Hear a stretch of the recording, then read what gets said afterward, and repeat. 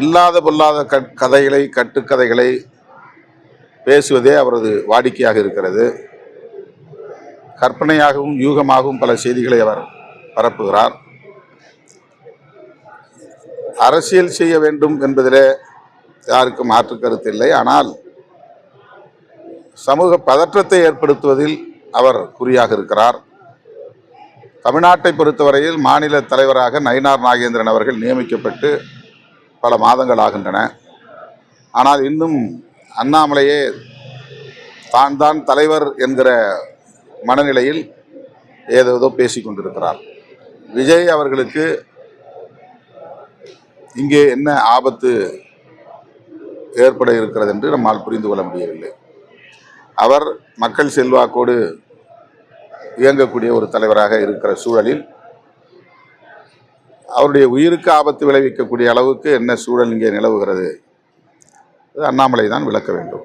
Sir, நிறைய கோரிக்கைகள் வைக்கிறார் நீதிமன்றத்தில். விஜய் முன்னாடி யாரும் வரக்கூடாது, வந்தால் தடியடியெல்லாம் நடத்தலாம், அந்த மாதிரி இதெல்லாம் கூடாது. எதுக்காக அந்த மாதிரி என்ன கோரிக்கை வைக்கிறார்? நிறைய இந்த மாதிரி கூட்டம் தொடரக்கூடாது, பந்தோபஸ்து கொடுக்கணும், கூட்டம் ஏதாவது நெருக்கடி அந்த மாதிரி நெரிசல் இருந்துச்சுன்னா தடியடி கொடுக்க நடத்துறதுலாம் அந்த மாதிரி தரணும், அந்த மாதிரிலாம் நிறைய சொல்லியிருக்காரு. அது இந்த நெரிசல் சாவுக்கு பிறகு ஏற்பட்ட ஒரு அனுபவம், ஒரு படிப்பினை. ஆகவே அப்படி அவர் கோரிக்கையை வைப்பதில் ஒன்றும் தவறில்லை. வாகனம் மோதுனதுல பிஜேபியோட தலையீடு இருக்கு, அவங்களுடைய சதி இருக்குன்ற மாதிரி சொல்லியிருக்கீங்க. அண்ணாமலை முந்திரி கொட்டைத்தனமாக இதிலே வந்து விமர்சனம் செய்தது, எங்கள் மீது வழக்கு பதிவு செய்ய சொன்னது உள்நோக்கம் கொண்டது. அதாவது இருசக்கர வண்டியின் மீது என்னுடைய கார் மோதியது அப்படிங்கிறதுக்கு எந்த ஆதாரமும் இல்லை. ஆனால் அவர் இருசக்கர வண்டியை நிறுத்திவிட்டு எங்கள்கிட்ட சத்தம் போட்டதுக்கு ஆதாரம் இருக்குது. அவரை எஸ்கார்ட் போலீஸ் போய் நீங்கள் ஒதுங்கி போங்கன்னு கேட்குறாங்க, அவர் போக மாட்டேங்கிறாரு. அதன் பிறகு அங்கே இருந்த எங்கள் இயக்கத்தோழர்கள் தம்பி ஒதுங்கி நில்லுங்க, தள்ளி போங்கன்னு சொல்கிறாங்க, அவர் போக மாட்டேங்கிறாரு. அந்த இடத்துல நின்று வீம்புக்கான ஒரு விவாதத்தை நடத்துகிறார், வாக்குவாதம் பண்ணுறாரு. அப்போ வண்டியை நீ முன்னால் தள்ளிப்போ அப்படின்னு அவரை சேர்த்து தான் தள்ளுறாங்க. ஆனால் அவர் கையை விட்டுறாரு வண்டி. அந்த வண்டி இன்னொரு உண்மை என்னென்னா, அந்த வண்டி எங்கள் கட்சிக்காரன் வண்டி, விடுதலை சிறுத்தைகள் கட்சியை சார்ந்த ஒரு தம்பியின் வண்டி. அந்த வண்டி அவர் 12:30 மணிக்கு எனக்கு ஒரு இடத்துக்கு போகணும், வேணும், கொடுங்கன்னு சொல்லி வாங்கியிருக்கிறாரு. ஆனால் 12:30 மணிக்கு அந்த இடத்துல அவர் போகல. 2:30 மணிக்கு நான் நிகழ்ச்சி முடிச்சுட்டு வரும்போது தான் அந்த வண்டி எடுத்துகிட்டு வராரு. அவர் முன்னால் யாருமே இல்லை, எந்த டிராஃபிக்குமே இல்லை. நினச்சிருந்தா ஒரு சரன்னு வேகமாக போயிருக்கலாம், அல்லது இடது பக்கத்தில் நிறைய இடம் இருந்துச்சு, இடது பக்கத்தில் அவர் ஒதுங்கி போயிருக்கலாம். அல்லது வண்டியை பார்த்த பிறகு ஒரு கட்சி கொடி யாரோ வராங்க, சரி அவங்க போட்டோம் அப்படின்னு அவர் தள்ளி நின்றுருக்கலாம். ஆனால் காருக்கு முன்னால் வண்டியை நிறுத்திட்டு வண்டி மோதாத போதே, ஏன்னா வண்டிக்குள்ளே இருந்து எங்களுக்கு தெரியும் வண்டி மோதிச்சா இல்லையான்னு.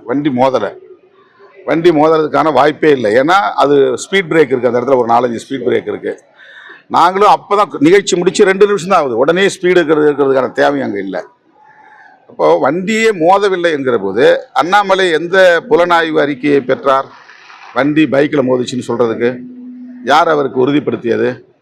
அவர் ஏன் முந்திக்கிட்டு விடுதலை சிறுத்தையிலேருந்து குண்டர்கள்ங்கிறாரு, ரவுடிகள்ங்கிறாரு? அந்த வீடியோவை வெளியிட்டவர்களுக்கும் இவருக்கும் ஏதோ ஒரு தொடர்பு இருக்கிறது. இந்த வீடியோவை வெளியிடுவதற்கு என்னுடைய காருக்கு முன்னால் இருந்த ஒருவர் தான் எடுத்திருக்க முடியும். என்னுடைய காருக்கு முன்னால் எந்த பிரச்சனையும் இல்லை. ஏன்னா நான் ப்ரொட்டஸ்ட் பண்ணுற இடத்துல தான் எல்லாருமே இருந்தாங்க. வழக்கமாக என்கிட்ட பேட்டி கேட்பாங்க, அன்றைக்கி என்னன்னு தெரியல, பேட்டி கேட்கல. நான் இறங்கி வந்தவொடனே நான் பாட்டுக்கு என் வண்டியில் ஏறி வந்துட்டேன். நல்லா வேர்த்து இருந்துச்சு, நான் தலையை தோட்டிட்டு தான் இருந்தேன். எதுவும் பின்னால் என்ன நடக்குது, சைடில் என்ன நடக்குதுன்னா நான் பார்க்கல. நல்லா வேர்த்து போச்சு. எனக்கு கொஞ்சம் நேரம் துடைக்கலனா கூட தலைவலி வந்துடும். அதனால் நான் அதை துடைச்சிட்டே வந்தேன். திடீர்னு எல்லாம் கும்பல் குண்டை தான் நான் பார்க்குறேன். ஒரு நிமிஷம் கூட இருக்காது, எங்கள் வண்டி அதுக்கப்புறம் மூவ் ஆயிடுச்சு. அந்த தம்பி அந்த பக்கம் ஓடிட்டார். கும்பலில் என்ன நடக்குதுன்னு கூட நான் பார்க்கல. ஏன் இறங்கலை, ஏன் தடுக்கலை அப்படிங்கிற கேள்வினா அவர் எழுப்புறாரு. எனவே முன்னால் ஒரு ஆளை செட் பண்ணி வச்சு இந்த வீடியோவை எடுத்துருக்குறாங்க. அந்த வீடியோ உடனடியாக அண்ணாமலைக்கு போயிருக்கு, அல்லது அந்த வீடியோ உடனடியாக ஒரு தனியார் தொலைக்காட்சி போயிருக்கு. சம்பவம் நடந்தது 2:34. ஆனால் அந்த வீடியோ அந்த தனியார் தொலைக்காட்சியில் 2:39க்கு அப்லோட் பண்ணுறாங்க. 5 நிமிஷத்தில் அந்த தனியார் தொலைக்காட்சிக்கு வீடியோ எப்படி கிடைச்சிது? அவர் அங்கே நின்று எடுத்தாரா, அல்லது அவருக்கு வேறு யாராவது கொடுத்தாங்களா?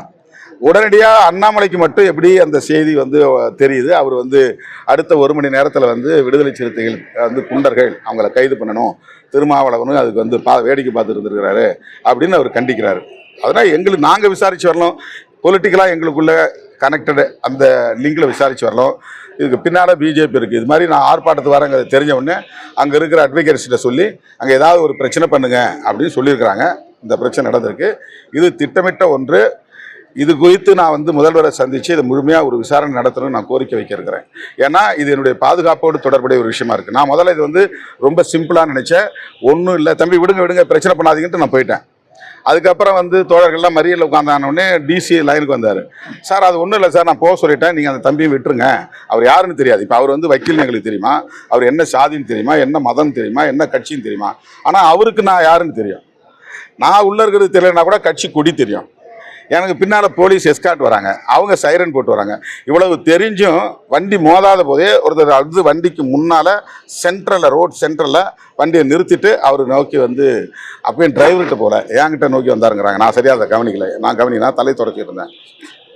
ஸோ இந்த விவகாரத்தில் பிஜேபி உடனடியாக ஆர்எஸ்எஸ்காரங்க தான் வேகமாக இறங்கி இதில் வேலை செய்கிறாங்க.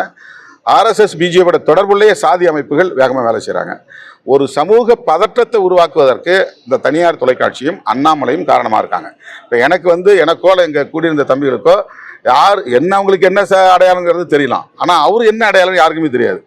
உடனே இந்த சாதி பார்த்து தான் அவங்க அடித்தாங்க அப்படின்னு ஒரு சாதிக்கு எதிராக எங்களை நிறுத்துறாங்க. நாங்கள் எப்படி ஒரு சாதிக்கு எதிராக செயல்பட முடியும்? அப்போ எங்களை ஒரு சாதிக்கு எதிராக நிறுத்துகிற முயற்சியில் ஏன் அண்ணாமலை ஈடுபடுறாரு? சமூக பதற்றத்தை உருவாக்குறாரு. அவர் முதல்ல தமிழ்நாடு தலைவர் பதவியிலிருந்து வெளியே போயிட்டது அவருக்கு தெரியுமா தெரியாதா? அந்த பிரச்சனையை அவர் நயினார் நாகேந்திரன் அவர்கள் அட்ரஸ் பண்ணட்டும். இவர் கருத்து சொல்ல உரிமை இருக்குது, ஆனால் பதற்றத்தை உருவாக்குறதுக்கும் ஒரு புலனாய்வு நடக்காத போது வண்டியில் போய் மோதுனதுங்கிறது என்ன ஆதாரம்? வண்டியில் மோதுனதுங்கிறதுக்கு ஆதாரம் காட்ட சொல்லுங்க, நான் மன்னிப்பு கேட்குறேன். டயா பூஸ்டர் சுகருடைய ரிமோட் கண்ட்ரோல் இனி உங்க கையில. அனைத்து மருந்து கடைகளிலும் கிடைக்கும். செய்திகளை உடனுக்குடன் தெரிந்து கொள்ள கீழ்கண்ட கேபிள் மற்றும் டிடிஎச் நெட்வொர்க்குகளில் எம்நாடு செய்தி தொலைக்காட்சியை காணுங்கள். பாதகம் செய்பவரை கண்டால் நாம் பயம் கொள்ளலாகாது பாப்பா. மோதி மிதித்து விடு பாப்பா, அவர் முகத்தில் உமிழ்ந்து விடு பாப்பா. அண்மை செய்திகளை உடனுக்குடன் தெரிந்து கொள்ள இணைந்திருங்கள் எம்நாடு தொலைக்காட்சியுடன்.